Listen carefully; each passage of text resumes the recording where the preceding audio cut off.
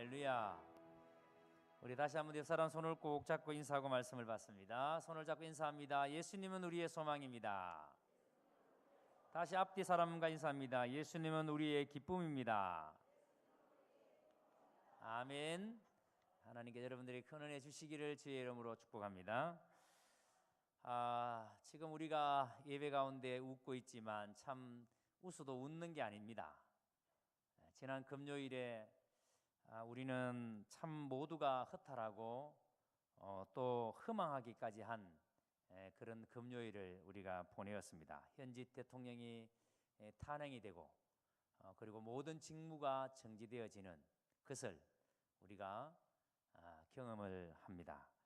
왜 우리나라는 이렇게 지지리도 지도자의 복이 없는가를 생각해 봤습니다. 왜 우리 민족은 참 우리 국민은 훌륭한 것 같습니다. 국민은 참 대단한 수준을 의식을 이제는 가진 것 같습니다. 그런데 왜 우리는 지도자 복이 이렇게도 없는가 이런 생각을 할 때마다 참 안타까움이 있습니다. 그래서 지난 금요일 저녁에 기도의 시간에 제가 여기에 대해서 좀 말씀을 드리기도 했습니다만 지금 우리 국민들이 경험하는 이 상실감, 이 아픔은 쉽게 그렇게 치료되지는 않을 것 같습니다. 지난 금요일에 말씀드렸습니다만 하나님께서 아브라함이 살고 있는 땅 소돔과 고모라에 대한 심판을 말씀했습니다. 아브라함아, 내가 그 땅을 심판해야 되겠다. 그 땅에 죄가 너무 관영하기 때문에 그 땅을 그냥 내버려 둘 수 없다. 그래서 심판을 말씀했을 때에 아브라함이 그 심판의 메시지를 듣고 난 다음에 제일 먼저 보여준 행동, 아브라함이 그 심판의 메시지를 듣고 난 다음에 보여줬던 그 모습이 오늘 우리가 본받아야 할, 오늘 우리가 가져야 될 모습이 아닌가라는 생각을 합니다. 여러분, 아브라함이 어떤 모습을 보였습니까? 하나님께서 아브라함에게 그 땅, 아브라함이 살고 있던 그 땅, 우리로 말하면 하나님께서 오늘 이 대구 땅을, 이 민족을 심판하시다 할 때에 우리가 어떻게 해야 되는가? 그 심판의 경고를 받았던 하나님의 사람은 어떻게 해야 되는가? 그래서 아브라함은 그 말을 듣자마자 아브라함은 하나님께 기도의 자리로 나아갑니다. 중보기도의 자리로 나아갑니다. 그 땅을 위한 중보기도의 자리로 나아갑니다. 그래서 아브라함은 하나님께 부르짖습니다. 하나님, 이 땅에 의인 50이 있어도 이 땅을 멸하시겠습니까? 하나님께서는 아브라함에게 의인 50이 있으면 그 땅을 멸하지 않겠다라고 말합니다. 그러나 결국 그 땅에 죄가 얼마나 많으냐의 문제가 아니라 그 땅에 의인이 있느냐 없느냐의 문제입니다. 지금도 마찬가지입니다. 이 땅이 얼마나 타락하고 이 땅이 얼마나 하나님을 떠났냐의 문제보다도 이 땅에 하나님의 사람, 하나님의 백성들이 정말 하나님 앞에 하나님의 기준으로 봤을 때 맞는 의가 있느냐, 하나님이 찾으시는 의로운 사람, 하나님이 찾는 그 의가 우리에게 있느냐. 그래서 하나님께서는 그 사람 때문에 이 땅의 심판을 유보하십니다. 하나님 그 사람 때문에 이 땅을 살리십니다. 이걸 믿으시기를 주의 이름으로 축복합니다. 그래서 여러분, 나라가 이렇게 충격적인 일에 휩싸여 있는데 우리 예수 믿는 사람들이 어떻게 해야 되는가? 바울이 디모데에게 편지하면서 이런 편지를 했습니다. 이 디모데 전후서가 목회서신이라 그러죠. 그러니까 디모데가 목회자인데 목회자에게 보내는 편지, 목회자가 어떻게 해야 되는가에 대한 그 편지를 쓰면서 바울은 디모데에게 이렇게 편지합니다. 네가 우선적으로 해야 할 가장 중요한 관심사가 있다. 그것은 네가 모든 사람을 위해서 기도하는 일이다. 모든 사람을 위해서 기도하되 특히 높은 사람, 높은 지위에 있는 사람들을 위해서 기도하라. 이렇게 이야기를 바울이 편지를 썼습니다. 자, 왜 여러분 다 바울은 디모데에게 편지하면서 높은 사람을 위해서 기도하라고 말하는가? 왜 높은 지위에 있는 사람을 위해서 기도하라고 말하는가? 하나님도 높은 지위에 있는 사람을 좋아하시기 때문에, 그래서 말단보다는 높은 사람들을 하나님도 좋아하시기 때문에 그래서 높은 사람을 위해서 기도하라는 것일까? 여러분, 그런 의미는 아닙니다. 왜 하나님께서 높은 위치에 있는, 높은 지위에 있는 사람들을 위해서 기도하라 하는가 하면은 이 높은 지위에 있는 사람들이 그 사람들이 만드는 법, 그 사람들이 그 법을 집행할 때에 그것이 모든 국민들에게, 우리에게 너무나도 절대적인 영향을 미치기 때문에 그렇다는 겁니다. 제가 금요일에 말씀드린 것처럼 우리나라가 3부로 돼요. 3부. 그래서 3부 중에 법을 만드는 부서가 입법부, 그게 국회입니다. 그래서 여러분 입법부는 반드시 선출직으로 합니다. 선출직. 국민에 의해서 국민이 투표로 입법부를 구성하게 합니다. 그게 국회입니다.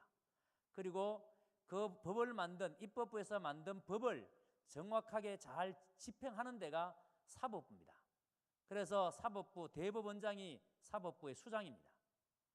그리고 이 법을 국민들이 정말 행복하게 편안하게 잘 할 수 있도록 정치적인 행위를 하는 데가 행정부입니다. 행정부의 수반이 국무총리입니다. 우리나라는 이렇게 3부에 의해서 나라가 운영되고 있습니다. 자, 그런데 여러분 보세요. 국회의원의 위치가 얼마나 중요한가 하면은 여러분의 삶의 질을 결정하기 때문에 그 사람들이 법을 만들고 그 사람들이 법을 집행할 때에 그 사람들이 잘못하면 우리 국민들의 삶의 질은 고통스럽게 짝이 없습니다. 그걸 우리가 경험하고 있고 지금까지 수없이 많이 봐왔습니다. 그래서 높은 지위에 있는 사람들을 위해서 기도하라라고 말씀을 합니다. 그들의 결정이 우리의 삶에 직접적인 영향을 끼치기 때문에 그래서 기도할 때에 그 높은 지위에 있는 사람들을 위해서 우선순위에 놓고 기도하라는 말씀입니다. 이제 우리는 빠르면 내년 2월, 3월에 대통령 선거를 치를 가능성이 매우 높아졌습니다. 지금 우리는 이러한 상황에 대해서 너무 혼란스럽고 도대체 이 나라가 어디로 갈 것인가에 대한 두려움들이 있습니다. 헌재에서는 노무현 대통령 탄핵과는 전혀 다르게 빠르게 이 문제를 해결할 것이고 그리고 국민들의 혼란을 빨리 수습하기 위해서 정부도 지금 정치인들도 빠르게 대처를 할 것입니다. 자, 그렇다면 여러분 우리는 또다시 지금 현재 대통령의 임기가 끝나기 전에 대통령이 직무가 정지되어지고 대통령의 권한이 다 말소되어졌을 때 우리는 새로운 대통령을 뽑는 우리는 선거를 또 치러야 합니다. 여러분 어떻게 여러분 이 선거에 임하시겠습니까? 여러분들은 지금 나라가 이렇게 혼란스럽고 어려울 때에 여러분들은 어떤 마음으로 이 선거에 다시 임하시겠습니까? 가만히 생각해 보면 지난날 우리가 국회의원을 뽑던 하다못해 시의원을 뽑던 기초자치단체장을 뽑던 우리가 너무 여러분 정말 이 문제를 가지고 높은 지위에 있는 사람들을 두고 기도하면서 정말 이 문제를 심각하게 받아들이고 정말 우리가 투표를 신중하게 했다기보다는 그저 여러분 아는 사람이 나왔으니까 우리 동네 사람이니까 아니면 우리 지역은 이 당을 지지하니까 우리 동네는 이 당을 지지하는 사람이 많으니까 그래서 나도 그냥 이 당을 지지한다, 이 사람을 뽑는다. 너무 여러분 선거를 가볍게 생각하고는 있지는 않았는지 그리고 또 여러분 이번 선거에 그렇게 임할는지 여러분 깊이 생각해 보시기를 바랍니다. 민주주의 사회에서 가장 중요한 것은 국민 주권이 무엇을 통해서 드러나는가 하면은 선거, 투표를 통해서 드러납니다. 그래서 헌법 1장 1조에 모든 주권은 국민에게 있다. 국민으로부터 그 힘이 나온다라고 이야기합니다. 그런데 그 힘이 뭐냐 하면은 바로 선거입니다. 우리는 이 선거를 중요하게 생각해야 합니다. 내가 행사하는 그 한 표가 나에게 부여된 민주의 주권을 행사하는 것이기 때문에 절대 가볍게 행사하면 안 된다는 겁니다. 그래서 여러분 이 선거라는 것은 성경적으로 말하면 아브라함이 하나님께 하나님 이 도성에 의인 50만 있어도 멸하지 않겠습니까 할 때에 아브라함이 의인 50을 찾기 위해서 얼마나 애를 썼겠습니까? 찾아보니까 의인 50이 안 되니까 45명, 40명, 30명, 10명까지 떨어집니다. 결국은 의인 찾는 일에 실패합니다. 그래서 그 도성은 결국은 불심판을 당하고 맙니다. 여러분 지금 우리가 선거하는 것은 현대판 오늘날 기준으로 본다면 이게 여러분 의인 찾는 일이에요. 그런데 참 중요한 것은 여러분 이 의인이라는 것은 세상적인 기준으로 봤을 때 전부 다 상대적인 겁니다. 누가 더 의롭냐 누가 더 의롭지 못하냐 전부 다 상대적인 겁니다. 그러나 성경에서 말하는 하나님의 기준으로 볼 때 의인은 절대적인 의입니다. 근데 여러분 이 세상은 절대로 절대적인 의를 우리가 찾을 수가 없어요. 그래서 아브라함이 하나님께 이야기할 때에 아브라함이 하나님께로부터 의롭다고 인정을 받을 때에 아브라함이 절대적으로 의로운 사람이기 때문에 하나님께로부터 의롭다 인정을 받은 게 아니에요. 우리가 잘 알다시피 아브라함은 참 허물이 많은 사람입니다. 실수가 많고 아브라함이 그 됨됨이가 뭐 이런 사람이 어떻게 믿음의 조상이라고 말할 수 있지? 이 정도의 믿음? 그런데 여러분, 아브라함이 자기 아내를 누이라고 속이고 거짓말도 하고 뭐 그러지 않습니까? 그럼에도 불구하고 하나님께서 아브라함을 의롭다고 하신 이유가 뭐냐면 그 연약함, 아브라함이 연약하고 부족함이 많고 여전히 인간적인 그런 모습이 있음에도 불구하고 아브라함의 절대적 가치는 뭐였는가 하면은 하나님의 말씀, 하나님만이 나의 절대적인 가치입니다. 내가 지금은 연약하고 내가 지금은 부족하지만 내가 하나님을 닮기를 원합니다. 내가 주님처럼 거룩하게 살기를 원합니다. 그것이 나의 절대적인 가치입니다. 이 믿음, 하나님께서는 바로 그렇게 살고 있는 아브라함을 그것을 의로 여기셨다는 겁니다. 오늘 우리도 마찬가지입니다. 우리가 여러분 대단히 잘나고 뛰어난 게 있기 때문에 의로운 것이 아니라 어떻게든지 믿음으로 살아보려고, 믿음으로 살려고 몸부림치다가 쓰러지고 믿음으로 살려고 몸부림치다가 실패하는 일이 있다 할지라도 그렇게 몸부림치는 그 하나님 앞에서의 그 몸부림, 그것을 하나님께서는 의로 여기신다는 거예요. 여러분, 선거라는 것은 바로 그 의로운 사람을, 그 사람을 찾는 게 선거예요. 그러니까 여러분, 완전한 의로운 사람은 찾는 게 아니라 끊임없이 의를 위해서, 끊임없이 의를 위해서 몸부림치는 그런 사람을 찾는 게, 그게 여러분 선거예요. 이번 선거에 우리가 그런 사람을 찾아야 합니다. 그래서 여러분, 나라가 더 이상 혼란에 빠져서 나라가, 온 국민이 이런 고통에 빠지지 않도록, 여러분 토요일 저녁에 시내 나가보시면 도로를 다 막아놓고 아직까지도 즉각 탄핵이 됐는데도 즉각 하야하라고, 즉각 퇴진하라고 부르짖는 사람들이 어제만 하더라도 전국에 100만 명이 모였다 그럽니다. 서울에만 80만, 지방에 20만. 더 이상 이 국민이 지도자들의 그 어리석음 때문에 고통을 당하지 않도록 여러분에게 주어진 주권을 말씀 안에서 바르게 행사할 수 있게 되기를 주님의 이름으로 축복합니다. 여러분, 오늘 예스더의 말씀이 오늘 여러분 우리나라의 상황과 다를 바가 없습니다.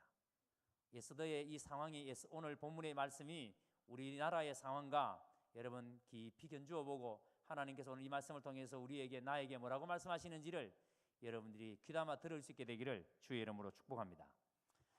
하만의 음모로 이스라엘 민족 공동체가 완전히 멸절될 위기에 직면했을 때에 모르드게가 한 일, 여러분 궁중의 문지기로 있던, 궁중 앞에 있던 이 모르드게가 했던 일, 도대체 이 이스라엘 민족 공동체가 이제는 완전히 사라질 위기에 처했을 때 모르드게는 어떻게 자기가 자신의 삶을 드러냈는가? 자, 이러한 위기 속에서 모르드게의 처신을 우리가 눈여겨봐야 합니다. 자, 1절을 보세요. 지금 모르드게는 이렇게 하만의 음모로 이스라엘 민족 공동체를 완전히 멸절시키려 할 때에 이 모르드게는 옷을 찢고 굵은 배를 입고 죄를 무릅쓰고 통곡을 합니다. 여러분, 지금 모르드게가 하고 있는 이 상황을 한번 상상해 보세요. 지금 나라가 하만에 의해서 완전히 이스라엘 민족 공동체가 멸절될 위기에 직면했을 때에 모르드게는 하나님 앞에서 옷을 찢고 굵은 배를 입고 죄를 뒤집으시고 기도하며 나아갑니다. 여러분, 지금 이 모르드게의 모습은 자신이 죽은 자처럼, 완전히 죽은 자처럼 그렇게 생각하면서 하는 행위들입니다. 그리고 난 다음에 3절에 보세요. 유다인들이 뭐 합니까? 모르드게와 똑같이 애통하며 금식하며 벼옷을 입고 죄를 뒤집어쓰고 그리고 기도하며 나아갑니다. 자, 모르드게가 이 상황에서 이 나라가 완전히 없어질 이런 위기 속에서 모르드게가 한 일은 기도하는 일이었습니다. 그리고 모르드게를 본받아서 백성들도 하나님 앞에 기도하며 나아갑니다. 마치 여러분 아브라함이 소돔 고모라 성을 멸하겠다라고 할 때에 아브라함이 제일 먼저 한 일은 기도하는 일이었습니다. 여러분, 오늘 우리가 이 나라가 이런 위기 속에 빠졌을 때에 우리 그리스도인들이 하나님 앞에서 할 수 있는 최고의 일이 뭐겠습니까? 이 아브라함이 하나님 앞에 기도하며 나갔던 것처럼 모르드게가 금식하며 굵은 벼옷을 입고 죄를 뒤집으시고 기도하며 나갔던 것처럼 여러분, 우리도 이 나라를 위해서 기도하며 나가는 것이 마땅한 일이 아니겠습니까? 그래서 모르드게가 이렇게 금식하며 하나님의 도움을 구할 때에 5절에 보십시오. 에스더는 하닥이라는 내시에게 도대체 무슨 일이 있는지를 알아보라고 합니다. 그러니까 에스더가 하닥이라는 내시에게 이걸 알아보라고 한 이유는 아직까지 에스더는 지금 왜 유대인들이 왜 저렇게 굵은 벼옷을 입고 왜 죄를 뒤집어 쓰고 저렇게 금식하며 왜 울부짖는지 이유를 몰라요.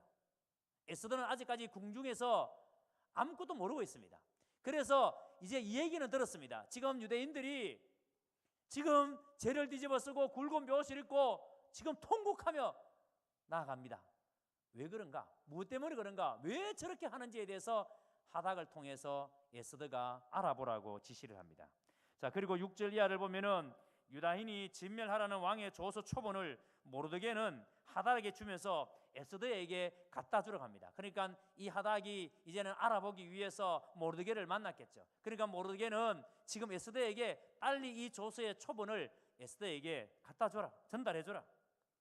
자, 여러분, 만약 이때 하닥이라는 이 내시가 이 모르드게로부터 조서의 초본을, 지금 이 조서는 아수에르 왕의 이름으로 내린 거지만 하만의 음모잖아요. 모든 유다인들을 다 멸절하라는 음모잖아요.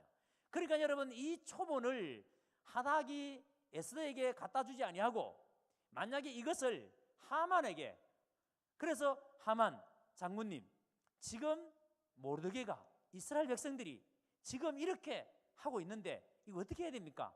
만약에 그 조서 초본을 에스더에게 갖다 주지 않았다면 어떤 일이 벌어졌겠습니까? 아마 하만은 더 신속하게 유다인들을 멸절시키기 위해서 손을 썼을 겁니다. 그런데 하닥은 그 조서 초본을 가지고 에스더에게 전달해 줍니다. 모르드게는, 그리고 8절 하반절에 보세요. 모르드게는 에스더에게 왕에게 나아가서 그 앞에서 자기 민족을 위하여 간절히 구하라. 지금 모르드게는 이 하닥을 통해서 에스더에게 그렇게 전달하는 거예요. 지금 빨리 왕에게 나아가서 이 사실을 이야기하고 자기 민족을 위해서 간절히 구해라. 이 유대를 위해서 네가 간절히 좀 구해라. 이렇게 모르드게가 에스더에게 부탁을 합니다. 자, 그런데 이 부분을 잘 보셔야 됩니다. 지금까지 에스더는 자기가 유대인임을 밝힌 적이 없어요. 우리가 알다시피 2장 10절에서 자기 민족과 종족을 고하지 아니하였다. 그러니까 에스더는 아직까지 아수에르에게 내가 유대인이라는 사실을 밝힌 적이 없습니다. 그런데 만약에 모르드게가 에스더에게 자기 민족을 밝혀라 했을 때에 여러분, 지금 어떤 것을 우리가 예측할 수 있습니까? 만약에 에스더가 모르드게의 말을 듣고 왕에게 가서 내가 유대인입니다라는 것을 밝혔을 때에 만약에 여러분 이렇게 우리가 생각해 볼 수 있잖아요. 아수에르가 네가 유대인이어서? 그런데 네가 나를 속였어? 왕을 속이고 백성을 속인 죄.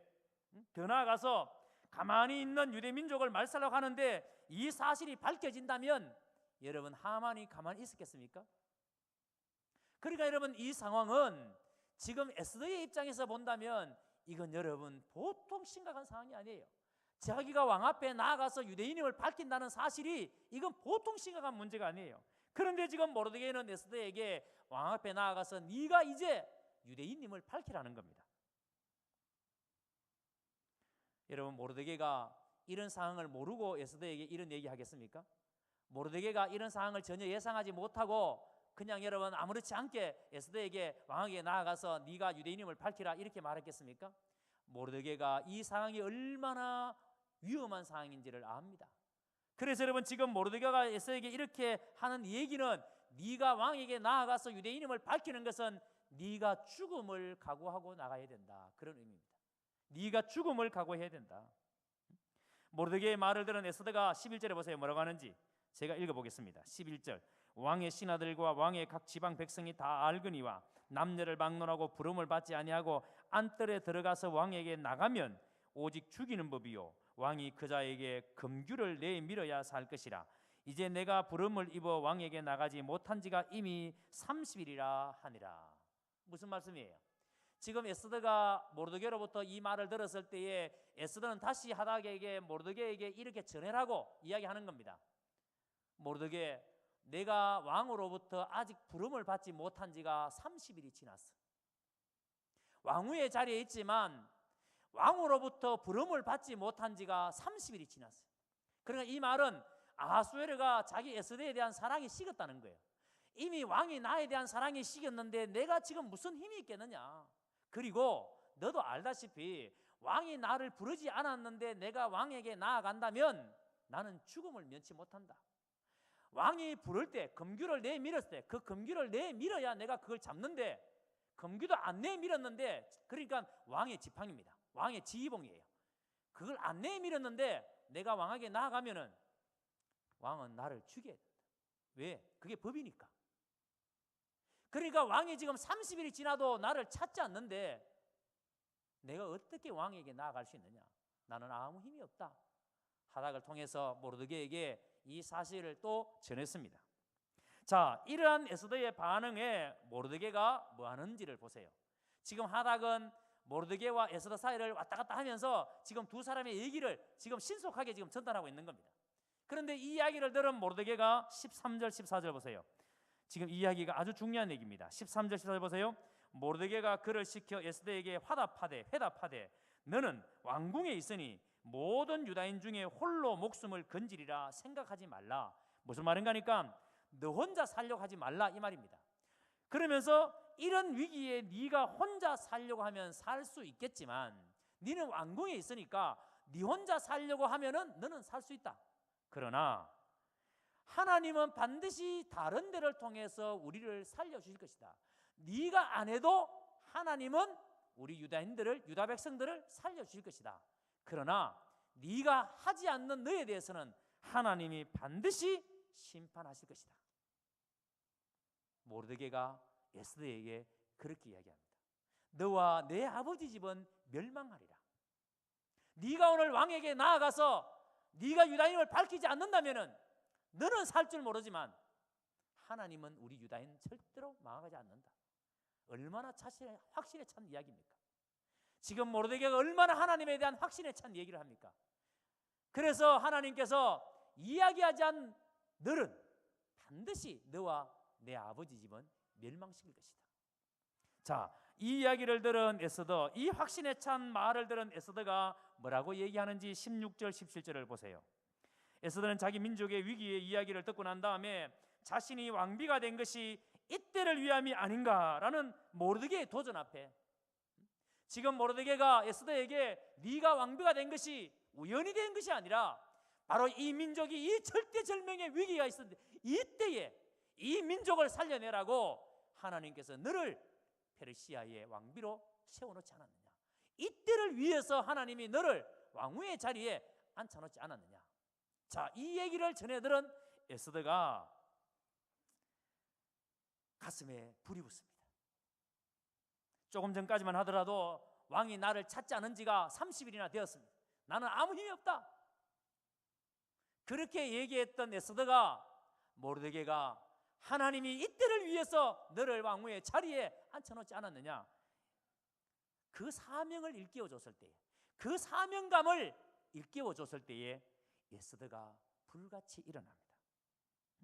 그러면서 여러분, 에스더가 이 모르드게의 도전 앞에 뭐라고 말합니까? 나를 위해서 사흘 동안 금식해 주십시오. 나를 위해서 사흘 동안 금식해 주십시오. 정말 내가 왕비가 된 것이 이때를 위함이 맞다면 지금 수산에 있는 모든 유다인들에게 나를 위해서, 에스더를 위해서 사흘 동안 금식해 주십시오. 그리하면 나도 나의 신녀와 더불어 금식하며 나가겠습니다. 그리고 난 다음에 내가 왕에게 나아가겠습니다. 자, 여러분, 잊고 살았던, 내 속에 잊고 살았던 사명감, 에스더 속에 잊고 살았던 그 사명감 말씀으로 일깨워 줄 때에, 그것이 다시 불같이 일어날 때에 에스더는 기도의 자리로 나아갑니다. 오늘 여러분들이 예수를 믿으면서 하나님께서 도대체 나에게 주신 사명이 뭔지를 깨닫고 예수를 믿으십니까?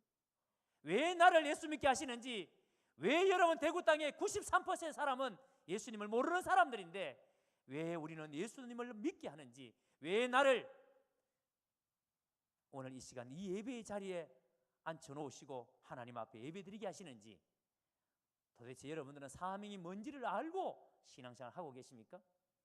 에스더는 사명을 잊어버리고 왕후의 자리에서 왕이 자기를 찾지 않는 지가 30일이 지났다고, 나는 아무 힘이 없다라고, 돕지 못한다라고 말할 때 모르드게로 말미암아 그 사명이 다시 회복됩니다.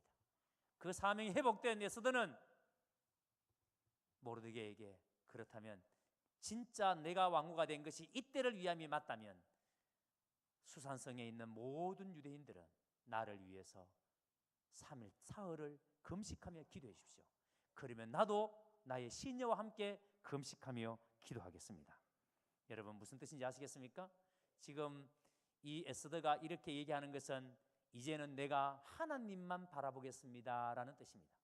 지금까지는 하나님만 안 바라보니까 왕이 자기를 찾지 않는 30일, 그러니까 나에게는 힘이 없다, 그것만 보였습니다. 그런데 이제 말씀을 듣고 사명이 회복되어지니까 이제 하나님만 바라봅니다. 자, 이렇게 금식한 후에 에스더가 어떻게 하겠다고 하는가 하면은 규례를 어기고 왕에게 나아가겠습니다. 이렇게 금식한 후에 규례를 어기고 왕에게 나아가겠습니다. 규례를 어긴다라는 말은 우리가 지난 시간에 말씀드린 것처럼 왕이 왕비를 부르지 않으면 왕비는 절대 왕 앞에 나아갈 수 없습니다. 나가면 죽음이에요.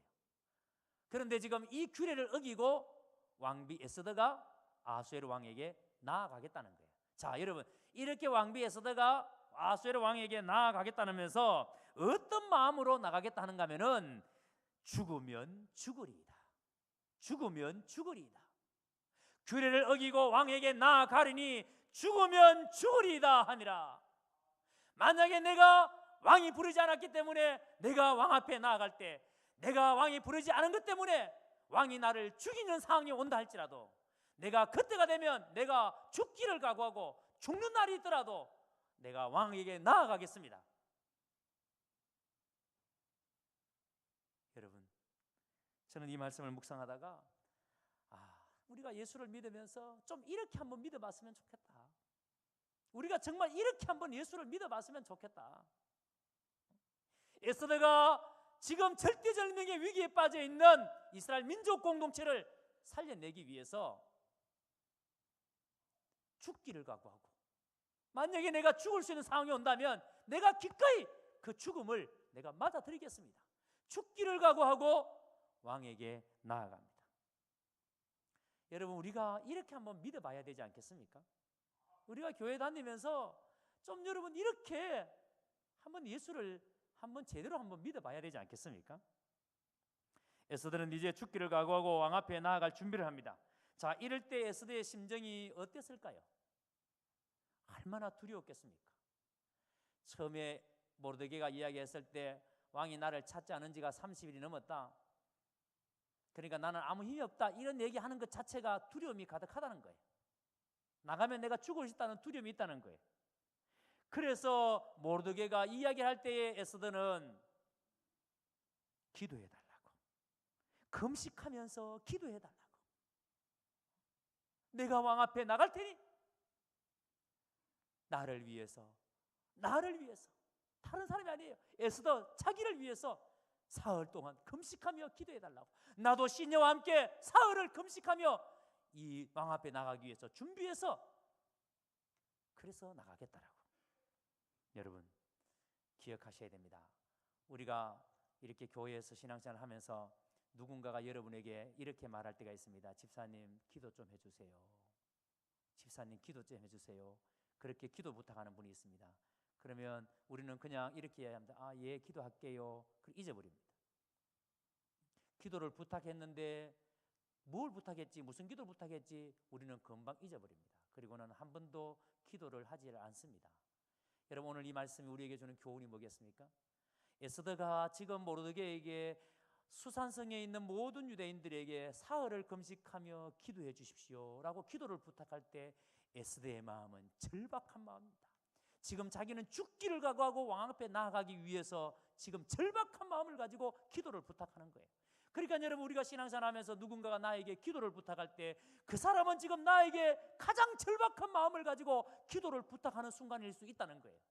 그런데 여러분, 그렇게 기도를 부탁하는데 우리가 그 기도를 소홀하게, 적당하게, 대충 듣고 넘겨버릴 수 있다고요? 그러면 안 되죠. 그래서 누군가가 나에게 기도를 부탁할 때 우리는 그 기도의 부탁을 진지하게 들으셔야 됩니다. 그리고 잊지 않고 물어봐야 합니다. 내가 기도하고 있는데 하나님께서 어떻게 지금 인도하고 계시는지. 누군가 여러분에게 기도를 부탁할 때 절대 여러분 가볍게 근성으로 이해하지 않게 되기를 바랍니다. 자, 그리고 에스더가 나도 시녀와 함께 기도하겠다는 것에 여러분 주목해 보십시오.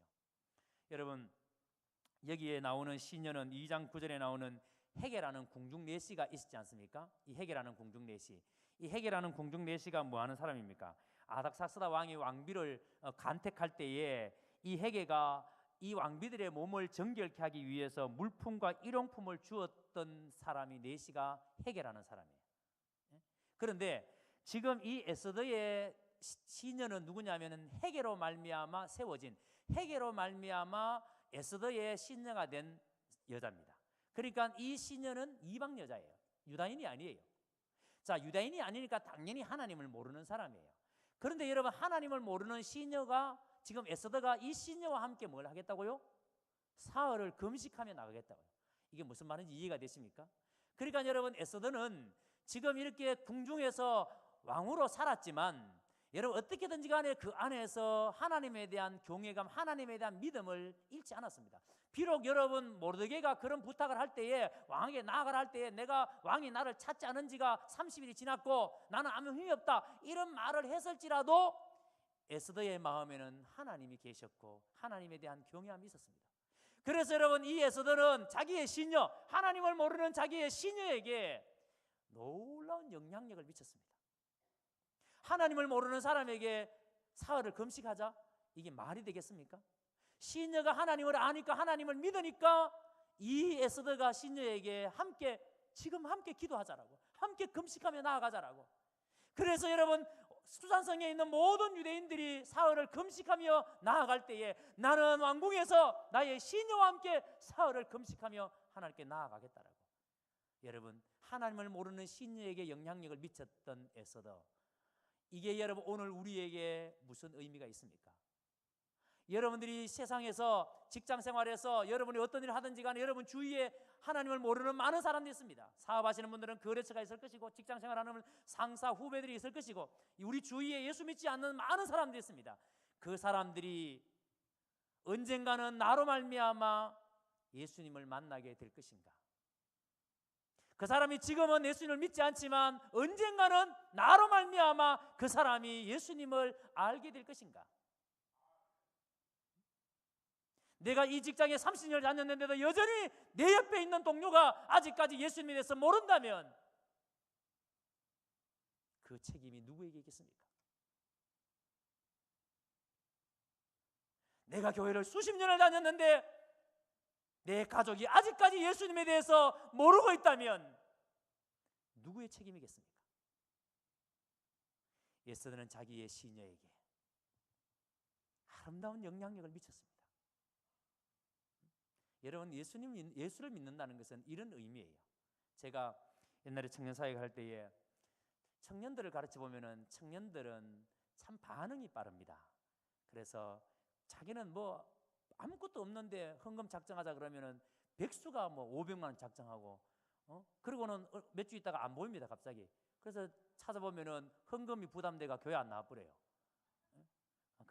근데 그게 참 그래도 이쁩니다. 왜냐하면 못 먹어도 나는 지금 돈 50원도 없지만은 일단 500만 원 작정해 놓고, 그리고 못 내면 교회 안 나와버리고 그것도 정신 뻗떡 차려들면 이제 내가 또 교회 나가야지. 그것도 교회 나오고, 어느 날 갑자기 또 교회 또 뒷자리 보입니다. 그래서 가장 청년이라는 것은 가장 어떤 상황에 대해서 반응을 빨리 보이죠. 반응을. 근데 청년들을 가르쳐서 이 제자 훈련을 시켜보면은요, 참 반응이 너무 빠르니까 이게 행복해질 때가 있습니다. 어떤 날 한 번씩 제자 훈련 하다 보면은 저녁에 주머니에서 뭐를 꺼냅니다. 그리고 빈 캔을 또 꺼냅니다. 그럼 그걸 가지고 이제 얘기합니다. 목사님, 전에는 내가 이 빈 캔을 먹고 난 다음에 그냥 아무데나 던졌는데 이제는 내가 이걸 못 던지게 되었습니다. 그 던질 수 없는 이유를 말합니다. 내가 이 쓰레기 하나도 함부로 버리면 안 되는 거구나.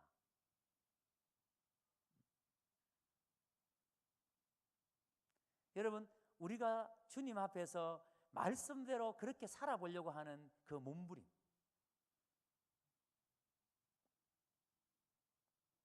그게 영향력이에요. 그게 사람들이 그걸 보는 거죠. 에스더는 왕궁에서 시녀에게, 만약에 여러분 에스더가 이 시녀에게 갑질을 했다고 생각해 보세요. 내가 왕후인데, 너는 시녀인데 종처럼 갑질을 했다고 생각해 보세요. 그러면 시녀가 에스더가 믿는 하나님을 믿고 싶은 마음이 들겠습니까? 여러분들은 여러분 주위에 있는 사람들에게 에스더처럼 아주 아름다운 영향력을 미치게 되기를 주님의 이름으로 축복합니다. 자, 여러분, 지금 에스더는 이런 절박한 심정으로 기도하면서 왕 앞에 나아가는데 그 각오가 죽으면 죽으리라 라는 각오였습니다. 이 절박한 마음으로 이제는 기도를 부탁하고 자기도 금식을 하고 그리고 왕 앞에 나아가는데 그 각오가 죽으면 죽으리다 라는 각오입니다. 죽게 될 상황이면 기꺼이 내가 죽겠다는 겁니다. 저는 이 말씀을 묵상하다가 제가 학창 시절에 우리 모교에서 참 많이 불렀던 찬송가 중에 하나가 주기철 목사님의 영문 밖의 길이라는 찬송입니다. 아마 여기 계신 분들이 많이 알고 계실 텐데 이 찬송이 계속 떠오르는 거예요. 그래서 목양실에서 부르다가 혼자 울다가 그랬습니다. 왜요? 에스더의 마음이 주기철 목사님의 마음과 같다는 생각이 들었어요. 여러분, 이 영문 밖의 길이라는 찬양의 그 2절을 보면은 2절 가사가, 제가 찬양을 불려드리겠습니다. 눈물 없이 못 가는 길, 피 없이 못 가는 길, 영문 밖의 좁은 길이 골고다의 길 안에 영생 복락 얻으려면 이 길만은 걸어야 해. 배고파도 올라가고 죽더라도 올라가세. 십자가에 고개 터기 제 아무리 어려워도 주님 가신 길이 오니 내가 어찌 못 가오랴. 주님 제자 베드로는 거꾸로도 가사오니 고생이라 못 가오며 죽음이라 못 가오랴.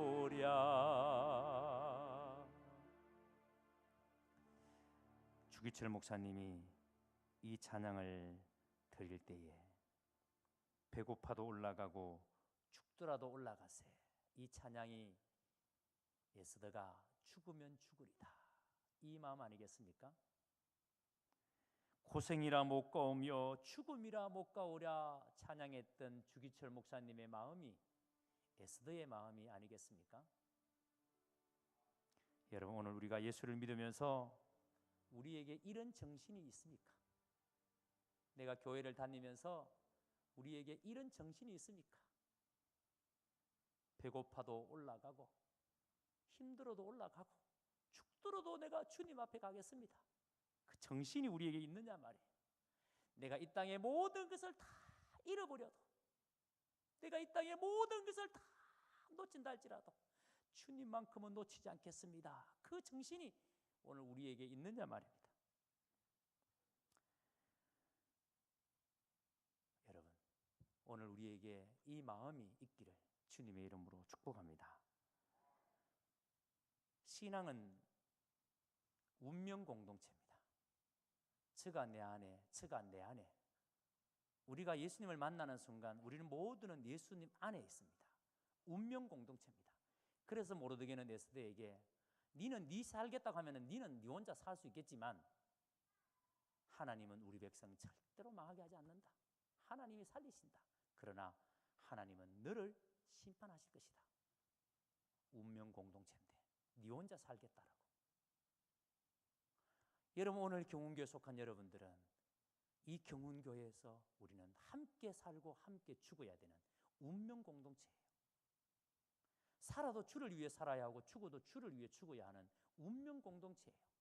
내 혼자 살겠다라고, 내 혼자 편하자고, 그래서 교회는 생각도 없고 성도는 관심도 없고 그렇게 살면 내 혼자서는 살 수는 있겠지만 하나님은 다른 방법을 통해서 우리 교회를 축복해 주십니다. 하나님은 저 길거리에 널브러져 있는 돌들을 통해서도 아브라함의 자손을 만들 수 있는 분입니다. 그런데 하나님은 모데를 통해서 에스더를 통해서 이스라엘 민족 공동체를 살리기 원했던 것처럼, 이때를 위해서 에스더를 왕후의 자리에 앉혀놓은 것처럼 오늘 여러분들을 이때를 위해서 이 경운교회에 앉혀놓으셨습니다. 무엇하라고? 도대체 나는 이 하나님의 나라, 이 몸된 교회를 위해서, 이 공동체를 위해서 무엇하라고 하나님이 남겨놓았을 것 같습니까? 폼 잡아라고. 직분 받았는데 그 직분 가지고 폼 잡아라고. 그 직분의 자리에서 인사드리라고 하나님께서 그 직분 주신 거 아닙니다. 왜 여러분을 장로님의 자리에, 권사님의 자리에, 왜 장립사님의 자리에 앉혀놨습니까? 폼 잡아라고 주신 거 아닙니다. 이 자리에 있는 우리 모두는 이 교회의 운명 공동체입니다. 이때를 위해서 하나님께서 우리에게 직분을 주셨고 하나님께서 우리에게 은혜를 주셔서 이 자리에 앉혀놓으셨습니다. 여러분 깊이 생각해 보십시오. 지금 있는 이 자리가 어떤 자리든지 간에, 그것이 내가 서울이 집사의 자리든지 아니면 내가 성가대원의 자리든지 내가 교사의 자리든지 내가 어떤 자리든지, 우리 경운인들은 그리스도인의 운명 공동체라는 사실을 확신하고 내 자리에서 하나님의 뜻, 하나님의 영광 드러낼 수 있는 그런 성도 여러분들이 되시기를 주님의 이름으로 축원합니다. 우리가 이 세상 속에서 정말 그리스도인으로서의 거짓 없는 양심을 가지고 살면 이 세상은요 반드시 회복되어집니다. 제가 금요일 저녁에 말씀드린 것처럼 바다의 염분은, 소금은 2.7%, 3%가 채 되지 않습니다. 그런데 바다는 썩지 않고 우리는 그 바다에서 잡는 고기를 회로 먹습니다. 그런데 여러분, 우리나라에 기독교인이 개신교인만 많게는 20%, 적게는 17% 정도 됩니다. 하나님을 믿는다고 말하는 캐톨릭까지 합치면 많게는 30%, 적게는 27%까지 됩니다. 여러분, 3%가 안 되는 염분이, 바다의 염분이 바다를 건강하게 지켜내는데 어떻게 이 땅에 30%에 가까운 하나님을 믿는 사람들이 이 땅을 제대로 지켜내지를 못할까요? 우리가 하나님 앞에 바로 서야 합니다. 여러분이 하나님 앞에 바로 서야 합니다. 우리가 하나님 앞에 바로 서면 반드시 하나님은 이 땅을 고치십니다. 우리가 하나님 앞에 바르게 살면 하나님은 반드시 이 땅의 아픔을 보다듬어 주십니다. 이걸 믿으시기를 주의 이름으로 축복합니다. 그래서 여러분들이 이 세상에 하나님께서 말씀하신 대로 소금의 사명을, 빛의 사명을 다함으로 이 땅을 하나님이 살리시도록 하나님 앞에 엎드릴 줄 알고 하나님께 나아가는 거룩한 성도 여러분들이 되시기를 주의 이름으로